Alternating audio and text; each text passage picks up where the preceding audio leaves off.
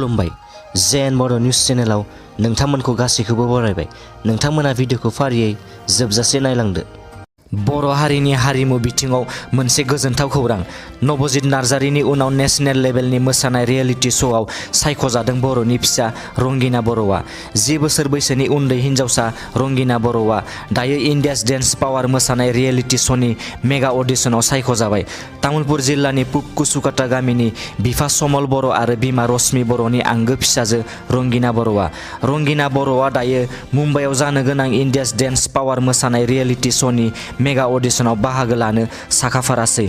मख'नो गोनांदि गान्धीबारिनि बिएन एकाडेमियाव 5 थाखोआव फरायफुबाय थानाय रंगिना बर'आ थांनाय 3 बोसोरनिफ्रायनो निसान बर' मुंनि सासे फोरोंगुरुजों मोसानायखौ सोलोंदोंमोन।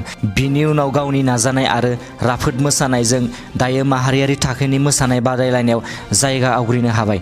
नखरनि बिमा बिफाया फोरमायनाय बायदिब्ला गावनि फिसाजो रंगिना बर'आ फैगौ 10 जानुवारियाव मुम्बाइआव जानो गोनां इन्डियास डेन्स पावारनि मेगा अडिशनाव बाहागो लागोन। नाथाय दुखुनांथाव बाथ्रा दि बिफा समल बर'आ रांखावरिनि फारसे लोरबां जानायलाय दायो गावनि फिसाजो रंगिना बर'खौ मुम्बाइसिम लांनानै थांनायाव रांनि गोबां आंखालाव गोग्लैदों। बेनिखायनो गोसो अनफावरि सुबुंफोरजों लोगोसे बिटिआर खुंथायखौ हेफाजाब होनो थाखाय गोरिब नखरनि बिमा बिफा आरो फिसाजोआ गुरैयै खावलायहरदों। सोरबाफोर गोसो अनफावरि सुबुंफोरा रांखावरिखौ हरनोब्ला नैबे स्क्रिनाव होनाय एकाउन्ट नाम्बाराव हरनो हागोन। HPCD उदखारि हानजानि 6 केडेट्सफोरा गावसोरखौ पुलिसनि आखायाव गथायदों।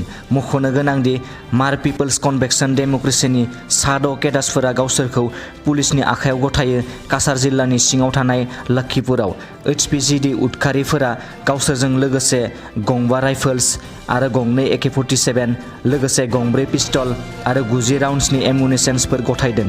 बेजों लोगोसे HPCD उदखारि हानजानि गासै 104 केडेट्सफोरा फैगौ बोसोराव मेनस्ट्रिमाव फैगोन होनना खौराङाव मिथिहोदों। आसामनि मरिगावआव 2 साइबार दुथांफोरखौ पुलिसआ हमनो हायो। पुलिसआ बिसोर 2 दुथांफोरखौ सिग्रोमनायाव गासै 262 SIM card, 31 ATM card, 9 PAN card, 8 voter ID card आरो 1 चेकबुक मोननो हायो। लोगोसेनो प्रिन्टार, 2 मबाइल फन, 2 लेपटप आरो वाइफाइ डिभाइसखौबो मोननो हायो। हमजानाय 2 दुथांफोरखौ आब्दुल आजिज आरो आब्दुल माजिद होनना सिनायथिनो हायो। 7 जन दायनिगिरि सुबुंफोरखौ थैजासिम जोबथेसालिनि साजा फोसावबाय। फोरमायनाय बायदिब्ला 2013 मायथाइनि जुलाइ दानाव नगावनि मिसा टी स्टेटआव सासे लाइमोनखौ 7 जन सुबुंफोरा बुथारनायनि सायाव थांनाय बुधबारखालि नगावनि डिस्ट्रिक्ट आरो सिजन कर्टआ 7 जन सुबुंफोरखौ दायनिगिरि फोसावनानै थैजासिम जोबथेसालियाव थानायनि साजा फोसावो। बेजों लोगोसे साफ्रोमबो दायनिगिरिफोरनि सायाव साफायाव 10,000 रांनि जुरिमाना जाबसिननाय जायो होनना खौराङाव मिथिहोदों।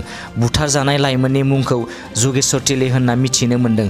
फोरमायनाय बायदिब्ला जुगेश्वर टेलिया सासे उन्दै बैसोनि हिन्जावसाखौ जिनाहारि खालामदोंमोन, जायनि जाहोनाव जायगानि सुबुंफोरा जुगेश्वर टेलिखौ गाज्रियै बुना गोब्राबै जोखोम खालामो।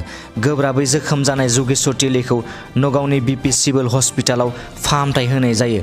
नाथाय फाहामथाय होदोंमोनब्लाबो जुगेश्वर टेलिया जिउ गोमानाङो। बे जाथायखौ लानानै जुगेश्वर टेलिनि फंबाय मंगल टेलिया मिसा पुलिस थानायाव थांनानै FIR खालामहैयो। जुगेश्वर टेलिखौ बुथारनाय सुबुंफोरनि मुङा जादों फारियै गब्रा गर, मंगरू गर, सुनील गर, धीरेन गर, अमर सिंह गर, दुर्जान गर आरो भगराम गर। ग्रेटार धालिगाव आनएमप्लयड एस'सिएशनआ माखासे दाबिफोरखौ लानानै 3 घन्टा धरना होदों। ग्रेटार धालिगाव आनएमप्लयड एस'सिएशननि बानजायनायाव थांनाय सानखालि बङाइगाव रिफाइनारि हाबग्रा गेटनि लांगोनायाव गासै 3 घन्टा धरना हाबाफारिखौ खुङो। बे धरनायाव धालिगाव ओनसोलनि लाइमोनफोरजों लोगोसे गोबां मेलेमजिबि रायजो राजाफोरा गावसोरनि माखासे मोनथाय आरो खाबुफोरखौ मोनफुंनो थाखाय होसिख्रावो। बिथांमोना बे धरनानि गेजेरजों केजुएल साख्रि आरो IOCLनि गुबुन गुबुन बिफानाव ओनसोलनि बेकार लाइमोनफोरखौ थिसननो थाखाय गोख्रों दाबि खालामदों। लोगोसेनो स्किल डेभेलपमेन्ट ट्रेनिं सेन्टार आरो मुलि देहा फाहामथायफोरनिबो सुबिदा होनांगौ होननानै दाबि दैखाङो। दिनैनि रादाबा एसेनोसै।